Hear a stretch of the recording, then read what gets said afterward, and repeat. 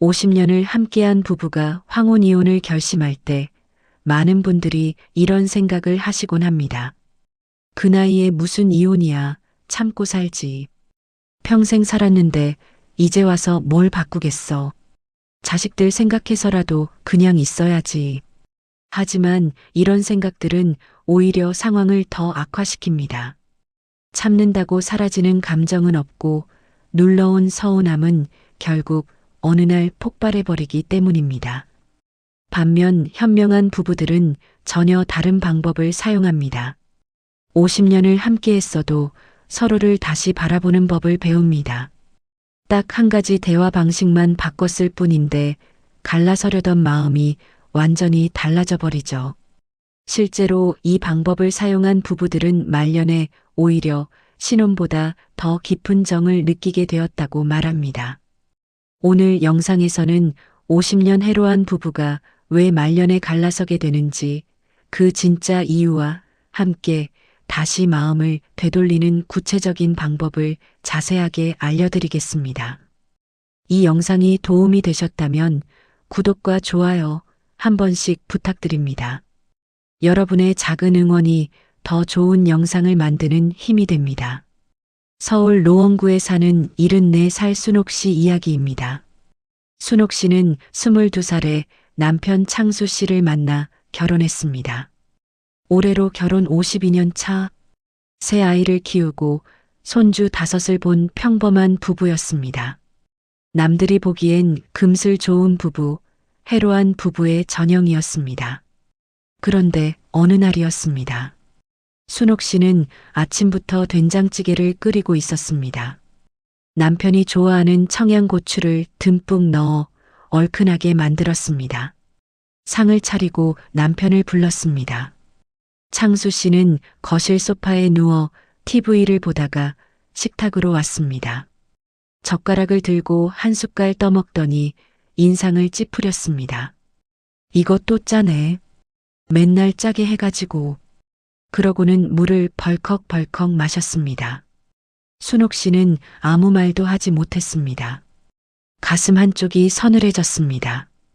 고맙다는 말은커녕 맛있다는 말 한마디 없이 52년을 살았구나. 그 생각이 스치는데 눈물이 핑 돌았습니다. 하지만 참았습니다. 평생 참아왔으니까요. 며칠 후였습니다. 순옥 씨는 무릎이 안 좋아 정형외과 예약을 했습니다. 남편에게 조심스럽게 말했습니다. 여보, 내일 병원 가야 하는데 같이 가줄 수 있어요? 창수 씨는 핸드폰으로 뉴스를 보다가 고개도 들지 않고 대답했습니다. 거기 버스 있잖아. 혼자 다녀와. 순옥 씨는 멍하니 남편 뒷모습을 바라봤습니다. 숨이 턱 막혔습니다. 젊어서는 야근하느라 바빴고 은퇴하고 나서는 귀찮다는 거구나. 평생 나 혼자였구나. 그래도 순옥 씨는 또 참았습니다. 이 나이에 무슨 투정이냐고 스스로를 다독였습니다. 이게 끝이 아니었습니다. 어느 주말 큰딸이 손주들을 데리고 왔습니다. 순옥 씨는 아침부터 잡채도 만들고 갈비찜도 했습니다. 온 가족이 둘러앉아 식사를 하는데 큰딸이 말했습니다. 아빠, 엄마 요리 솜씨 진짜 좋으시죠? 창수 씨가 대답했습니다. 뭐, 그냥저냥이지. 맨날 먹는 거니까. 가족들이 웃었습니다. 농담으로 받아들인 거겠죠. 하지만 순옥 씨는 웃지 못했습니다. 눈시울이 뜨거워졌습니다. 그날 밤이었습니다. 손님들이 다 돌아가고 설거지를 하는데 창수 씨가 소파에 누워 TV를 켰습니다. 피곤하네. 나 먼저 잘게. 그 말 한마디 남기고 안방으로 들어갔습니다.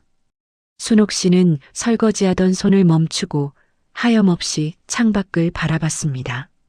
아침부터 저녁까지 요리하고 치우고 또 설거지하는 건 피곤하지 않나 보네. 내 피곤함은 아무것도 아닌가 보네. 그날 밤 순옥 씨는 잠을 이루지 못했습니다. 새벽 2시 거실에 나와 앉았습니다. 52년 전 결혼식 사진이 벽에 걸려 있었습니다. 젊은 두 사람이 환하게 웃고 있었습니다. 그때는 참 행복했는데 언제부터 이렇게 됐을까?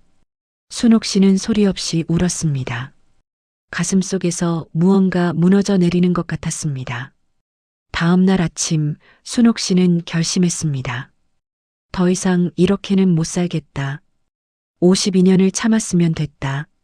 며칠 후 순옥 씨는 아파트 단지 내 공원에서 산책을 하고 있었습니다. 벤치에 앉아 멍하니 하늘을 바라보는데 옆에 누군가 앉았습니다. 같은 동에 사는 78살 명자 씨였습니다. 명자 씨는 경로당에서 몇 번 인사를 나눈 적이 있었습니다. 명자 씨가 물었습니다. 순옥 씨, 무슨 걱정 있어요? 얼굴이 안 좋네. 순옥 씨는 처음엔 괜찮다고 했습니다. 하지만 명자 씨의 따뜻한 눈빛에 결국 입을 열었습니다. 그냥요, 남편한테 서운한 게 쌓여서요. 이 나이에 무슨 이혼이냐 하시겠지만 정말 못 살겠어요. 명자 씨는 고개를 끄덕였습니다. 이해해요. 나도 그랬으니까. 순옥 씨는 깜짝 놀랐습니다. 명자 씨 부부는 동네에서도 유명한 금슬 좋은 부부였기 때문입니다. 명자 씨가 말했습니다. 5년 전에 나도 이혼 서류 들고 구청 갈 뻔했어요. 55년을 살았는데 더 이상 못 살겠더라고. 근데 막상 구청 앞에서 돌아섰어요. 그리고 한 가지를 바꿨더니 우리 영감이 달라지더라고. 순옥 씨가 물었습니다. 뭘 바꾸신 거예요? 명자 씨가 대답했습니다. 말하는 방식이요. 그것만 바꿨어요. 명자 씨는 자신의 이야기를 들려주었습니다. 나도 순옥 씨처럼 평생 참기만 했어요. 남편이 무심하게 굴어도 고맙다는 말 안 해도 다 참았지. 근데 참는다고 뭐가 달라지나요? 마음만 병들지. 순옥 씨는 고개를 끄덕였습니다. 내 이야기 같았습니다. 명자 씨가 말을 이었습니다. 그러다 우연히 책에서 읽은 게 있어요. 부부 사이에서 가장 중요한 건 참는 게 아니라 표현하는 거래요. 단 표현하는 방법이 중요하대요. 순옥 씨가 물었습니다. 어떻게 표현해야 하는데요? 명자 씨는 4가지를 알려주었습니다. 첫째, 비난하지 말고 감정을 말해라. 당신은 왜 맨날 그래요라고 하면 상대는 방어적이 됩니다. 대신 그렇게 말씀하시니까 제가 서운해요라고 내 감정을 말해야 합니다. 둘째, 과거를 끄집어내지 마라. 당신은 젊어서부터 그랬잖아라고 하면 싸움이 됩니다. 오늘 있었던 일만 이야기해야 합니다. 셋째, 원하는 것을 구체적으로 말해라. 날 좀 챙겨줘요는 너무 추상적입니다. 내일 병원 갈 때 같이 가주시면 좋겠어요 라고 구체적으로 말해야 합니다. 넷째, 말하고 나서 기다려라. 남편들은 바로 반응하지 않을 수 있습니다. 화내지 말고 기다려야 합니다. 며칠 후에 달라지는 경우가 많습니다. 명자 씨가 덧붙였습니다. 처음엔 어색해요. 평생 참기만 했으니까. 근데 연습하면 돼요. 나도 처음엔 말이 안 나왔어요. 거울 보면서 연습했다니까요. 순옥 씨가 물었습니다. 정말 그게 효과가 있었어요? 명자 씨가 웃으며 대답했습니다. 우리 영감이 요즘 밥 먹고 나면 고맙다고 해요. 55년 만에 처음 듣는 말이에요. 명자 씨는 주의사항도 알려주었습니다. 절대 하지 말아야 할 게 있어요. 자식들한테 남편 흉보지 마세요. 아들 앞에서 아빠 욕하면 남편이 자존심 상해서 더 꼬이더라고. 그리고 싸우다가 이혼 얘기 꺼내지 마세요. 협박처럼 들리거든요. 진짜 이혼할 게 아니면 그 말은 하지 마세요. 순옥 씨는 집에 돌아와 명자 씨가 알려준 방법을 메모장에 적었습니다. 거울 앞에서 연습도 했습니다. 여보, 그렇게 말씀하시니까 제가 서운해요. 처음엔 말이 잘 안 나왔습니다. 평생 참기만 했으니까요. 하지만 계속 연습했습니다. 며칠 후 기회가 왔습니다. 저녁을 먹는데 창수 씨가 또 말했습니다. 국이 좀 싱겁네. 순옥 씨는 심호흡을 했습니다. 그리고 말했습니다. 여보, 제가 만든 음식에 그렇게 말씀하시면 저 서운해요. 창수 씨가 멈칫했습니다. 순옥 씨는 더 말하고 싶었지만 참았습니다. 명자 씨가 말하고 나서 기다리라고 했으니까요. 창수 씨는 아무 말 없이 밥을 먹었습니다. 순옥 씨는 실패한 건가 싶었습니다. 가슴이 철렁했습니다. 하지만 식사를 마치고 창수 씨가 일어서며 말했습니다. 그래, 알았어. 딱 그 말 한마디였습니다. 하지만 순옥 씨는 알았습니다. 52년 만에 처음으로 남편이 자기 말을 들은 거였습니다. 일주일 후 더 큰 기회가 왔습니다. 순옥 씨가 정형외과 예약을 다시 했습니다. 이번엔 다르게 말했습니다. 여보, 내일 병원 가는데 무릎이 많이 아파서 혼자 가기 힘들어요. 같이 가주시면 정말 고맙겠어요. 구체적으로 그리고 원하는 것을 분명하게 말했습니다. 창수 씨가 핸드폰에서 고개를 들었습니다. 몇 시인데? 순옥 씨가 대답했습니다. 오전 10시요. 창수 씨가 말했습니다. 알았어. 같이 가지 뭐. 순옥 씨는 믿기지 않았습니다. 눈물이 왈칵 쏟아질 것 같았습니다. 다음 날 두 사람은 함께 병원에 갔습니다. 진료를 마치고 나오는데 창수 씨가 말했습니다. 커피 한잔 할까? 순옥 씨는 고개를 끄덕였습니다. 병원 앞 카페에 앉아 커피를 마셨습니다. 창수 씨가 말했습니다. 무릎이 많이 안 좋아? 순옥 씨가 대답했습니다. 네, 좀 그래요. 창수 씨가 말했습니다. 앞으로 무거운 거 들지 마. 내가 들게. 52년 만에 처음 듣는 말이었습니다. 그날 이후로 조금씩 달라지기 시작했습니다. 순옥 씨가 저녁을 차리면 창수 씨가 수고했어라고 말했습니다. 처음엔 어색했습니다. 하지만 순옥 씨는 그 말 한마디가 얼마나 큰 힘이 되는지 알았습니다. 가슴 한쪽이 따뜻해졌습니다. 2주가 지났습니다.